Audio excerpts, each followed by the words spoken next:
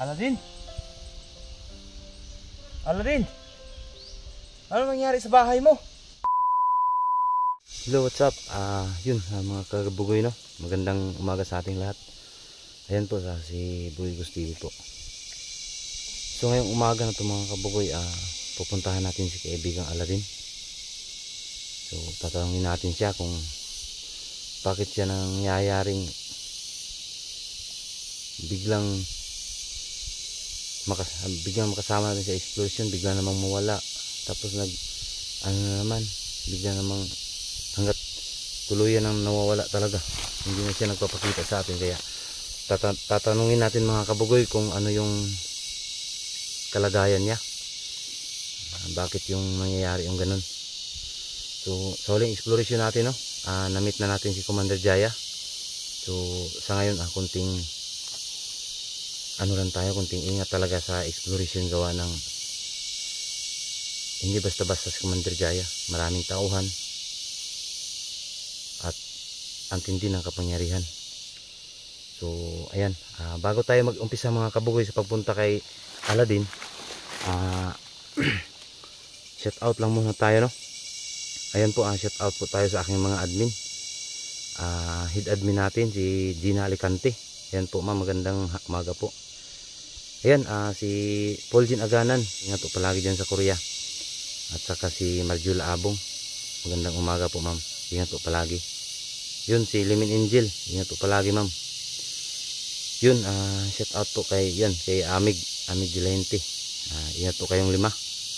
O sa lahat po ng mga viewers ni Bugoy, mga solid supporters, silent viewers, maraming salamat sa inyong lahat, sa inyong tiwala, suporta kay Bugoy Gus TV. Makakaasa po kayong ganito talaga yung ugali ni Bugoy, hindi talaga magbabago yan. Pinapakita ko lang sa inyo yung totoong ugali ni Bugoy Gus TV. So ito na talaga, wala nang pagbabago, wala nang kailangan tuloy lang tayo sa pakikipagdigma kontra po mananabas. So exploration natin ngayon sobrang delikado, kailangan coordinate tayo kay Aladin para hindi tayo magkaroon ng problema sa ating exploration. So sa lahat po ng mga yung sponsor ko, ayun po, pasensya na po kayo, hindi ko tanggap yung hindi ko nasagot yung tawag mo kagabi kasi nagla-live ako. Pasensya na po ma'am. So ayan po, nagchat-chat naman ako sa iyo pagkatapos ng nag-live. Yun, ingat na lang po kayo ma'am. Ma'am Ate Inday, ingat po. Sana po andyan pa rin kayo palagi kay Bugoy Gus TV. Maraming salamat din sa payo ma'am Ate Inday, no. Maraming salamat din sa payo na ganun sa pangyayari mga kaguluhan. Pinapayuhan mo ako. So maraming salamat po talaga. Yun pala, ma'am Candy Quadraching, Silvia Ugayon, magandang umaga po sa inyo. Ingat po kayo palagi dyan ma'am. Sana po andyan po kayo sa mabuting kalagayan. So ngayong araw, patuloy tayo dun sa taas at pupuntahan natin si kaibigang Aladin. So samahan nyo ako mga kabugoy. Tara, samahan nyo si Bugoy Gus TV. Tayo na. Yung mga kabugoy, nakita nyo mga kabugoy, ang linis na pala dito. Nakita nyo, ang linis na. Malinis na yun. Yung pinag-i-introhan natin dati, malinis na. Linis na. Ibig sabihin talaga, totoo yung sinasabi ni Aladin na tao yung may-ari ng lupa ang naglinis dito. So nagpapasalamat din tayo, no, kasi malinis na to at makikita na natin kung ano yung mga masasamang taong pumapasok at lumalapit sa bahay ni kaibigang Aladin. So tara, samahan niyo ako. May dala tayong panlampas. Akala natin mga kabugoy, kasi natin na madamo pa, kaya nagdala tayo ng ganito, ng lagaraw. So sa lahat ng mga viewers ni Bugoy Gus TV, paki-share po yung live ko kagabi. May live po ako kagabi, paki-share na lang po. Yun, sana po naintindihan nyo lahat ang paliwanag ni Bugoy Gus TV. Kayo na po ang bahala. Kayo na po lahat-lahat magtansya-tansya. Magtimbang. Kung sa Bisaya pa, timbangar gud ni og pila ka kilo kay kadung isa nga akong gibaligya lahi man to, lahi magtimbang. Mao ra magpurma. Muna akong pasabot na titimbangin natin bago tayo manghusga ng tao. Maraming salamat po at naintindihan niyo ako. Paki-share po sa video sa live ko kagabi. So yun, patuloy tayo. Kaya pala nilinisan to mga kabugoy kasi ang daming bulak ko. Yun durian to Durian to mga kabugoy. Dami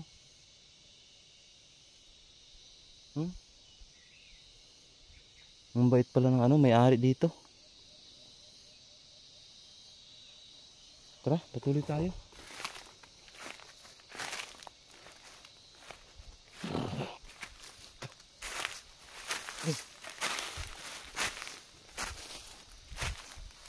Ayan dami pala dito daming bulak.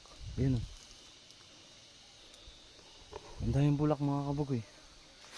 Siguro ang may-ari nito, magkakapira ng may-ari nito kasi mahal to mahal to mga kabugoy. Yung durian lagi kasi walang kumakain yan bihira lang kumakain yan dun sa Luzon, sa ibang lugar, sa Visayas.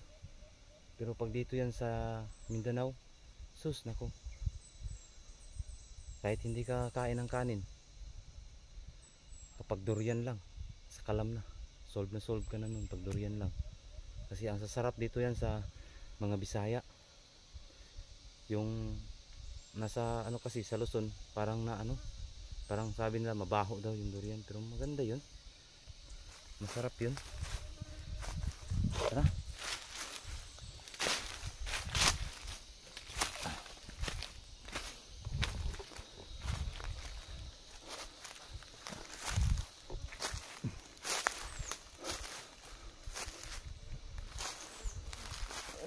Linis na Diyan tayo nag-i-intro dati mga kabugoy linis na. So yun pala yung ayun na yung ni Aladdin, yung bahay niya. Tara mga kabugoy, puntahan natin.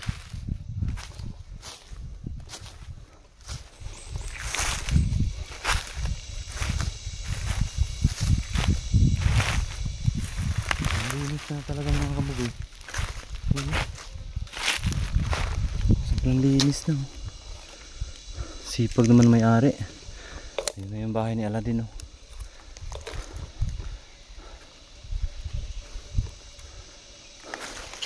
Ayun tayo.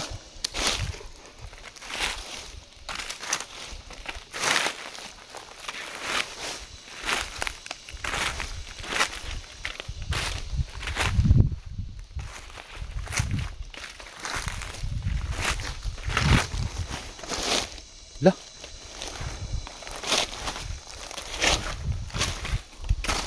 Ano ba to? Nilalagyan ng nilalagyan ng damo. Pinutol na lagyan natin dito mga kabugoy. Linisan natin. Aladdin? Aladdin? Aladdin? Aladdin? Aladdin?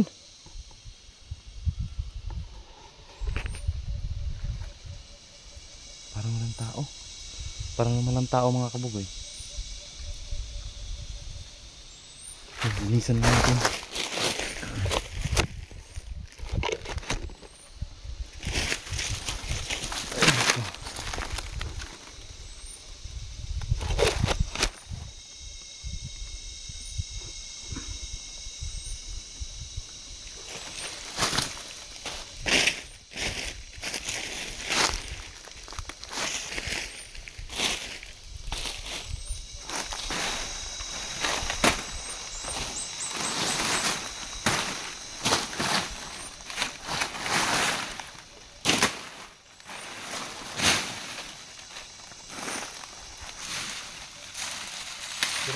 Lalagyan ng damo yung ano mga kabugoy. Yung bahay nila din.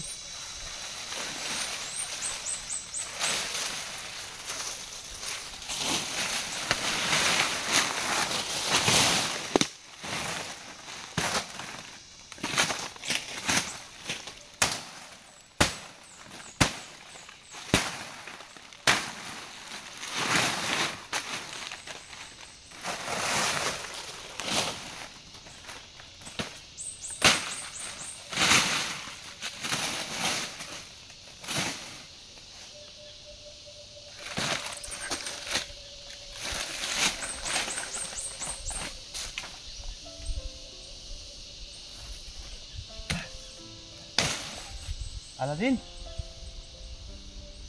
Aladin? Ano nangyari sa bahay mo?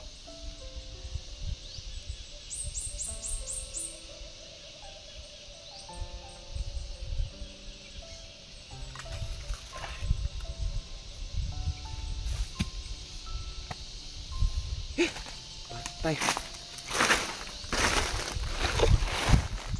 So yun mga kabugoy. May nangyari po sa bahay ni kaibigang Aldin. Ayan o.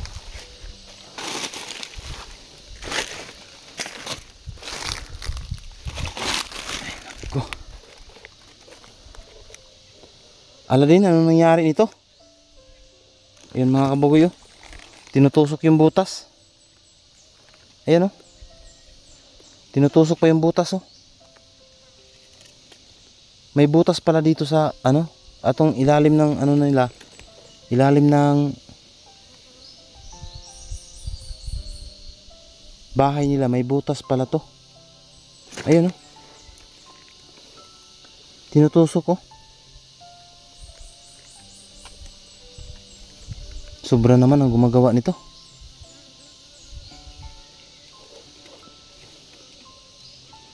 Pero hindi talaga mangyayari yung mga kabugoy na yung may-ari ng bahay, yung may-ari ng lupa ang gumagawa.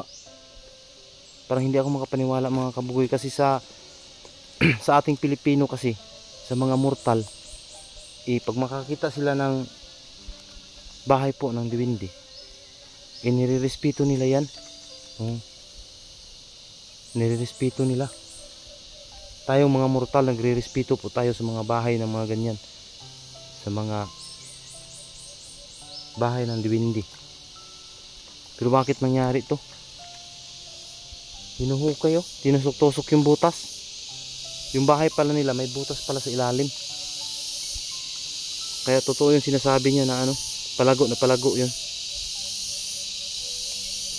Ang problema natin ngayon mga kabugoy, saan si kaibigang Aladin?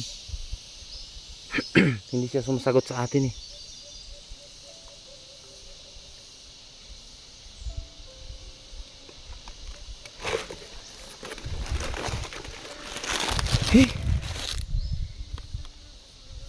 Yung mga kabugoy, parang nambabasto sila oh. Tinusok-tusok.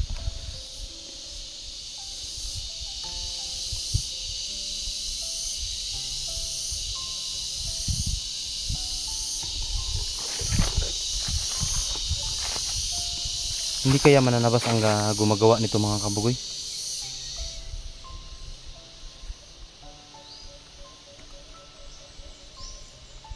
Baka nalalaman baka nalalaman ng mananabas. Baka nalalaman ng mananabas ba na ang gumagabay sa atin si kaibigang Aladin.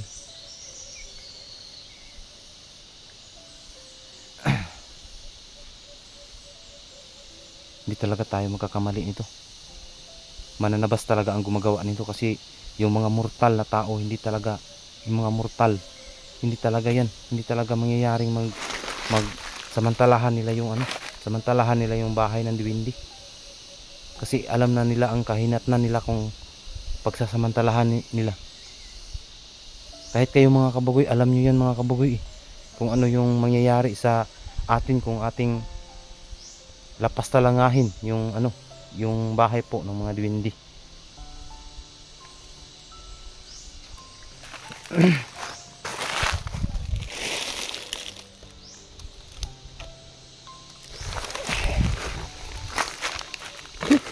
kaya pala siya ano. Kaya pala siya bigla lang siyang dumating sa exploration natin nung nakaraan. Tapos bigla namang nawala. Kasi may problema pala dito sa kanyang pamamahay. Sa kanyang kaharian. Pero ang bait talaga, nakikita yung ang bait ng kalooban niya.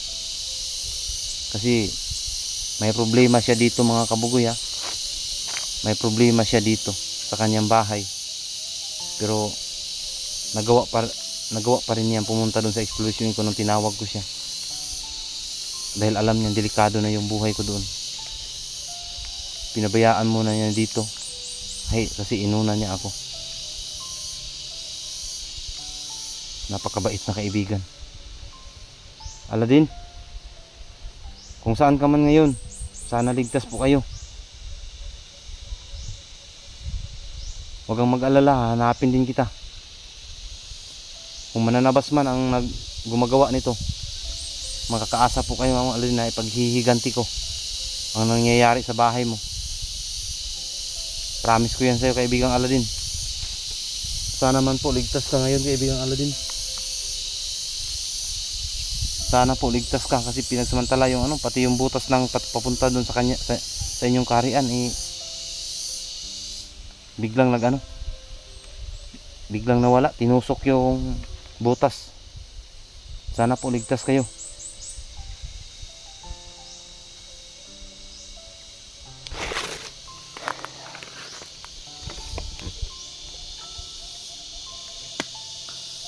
Ano nangyayari ito? Ay naku Lord.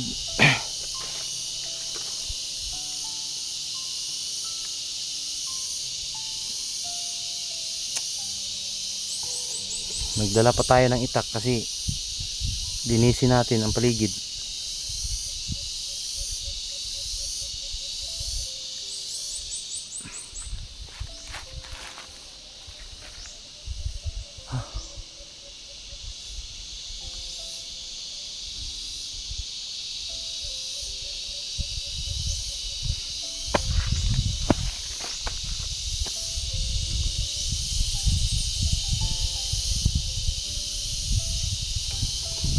Kabugoy no, pasensya na kayo, hindi natin makita si Aladdin. Hindi rin siya sumasagot sa tawag natin.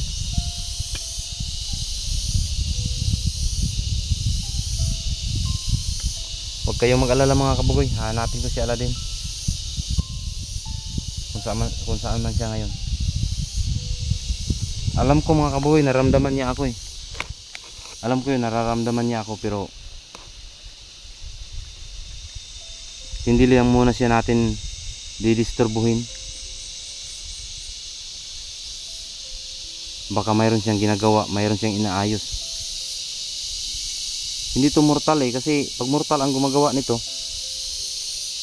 di ba nung nakaraan nagpunta tayo dito, nagsabi yun na hindi makikita ng mga mortal ang kanyang bahay. Puwerla lang sa mga masasamang elemento kasi sila lang makakita sa bahay nila, sa mga diwindi. So ibig sabihin mananabas ang gumagawa nito. Mananabas ang gumagawa sa pagwasak sa bahay ni kaibigang Aladdin.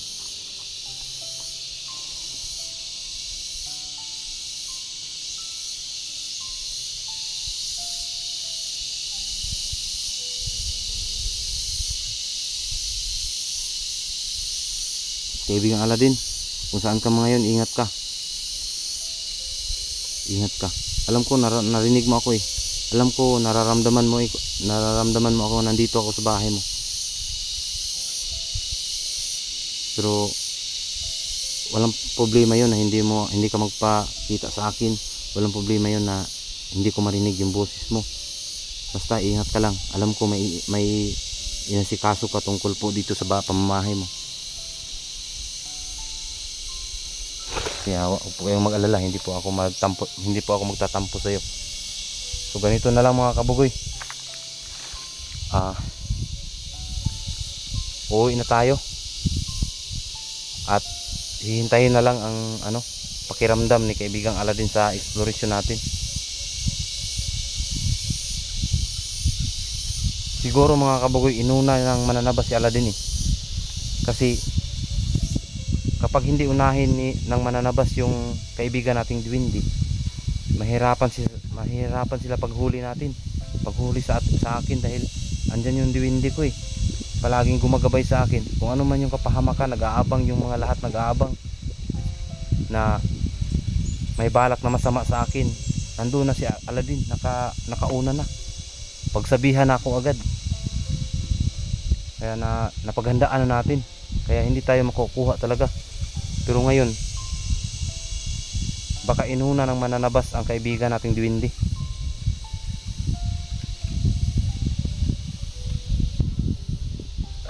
Sige. Ayan mga kabugoy.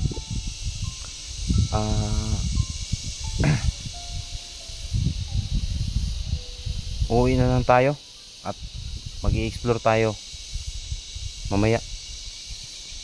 Subukan nating tawagin si kaibigang Aladin doon sa exploration natin. Baka sakaling pumunta siya doon. Baka hindi dito. Baka hindi siya dito magpakita sa atin. So, kaibigang Aladin, kung malalaman ko lang na kung sino yung nagwasak nito o nangingialam sa pamamahay mo, makakaasa po kayong maghihiganti tayo. Paghihiganti natin ang mga pangyayaring naganap sa inyong pamamahay. So yun mga kabugoy, uwi na tayo. Abangan nyo na lang ang exploration ni Bugoy Gus TV. Maraming salamat po. Paki-share po sa video na to.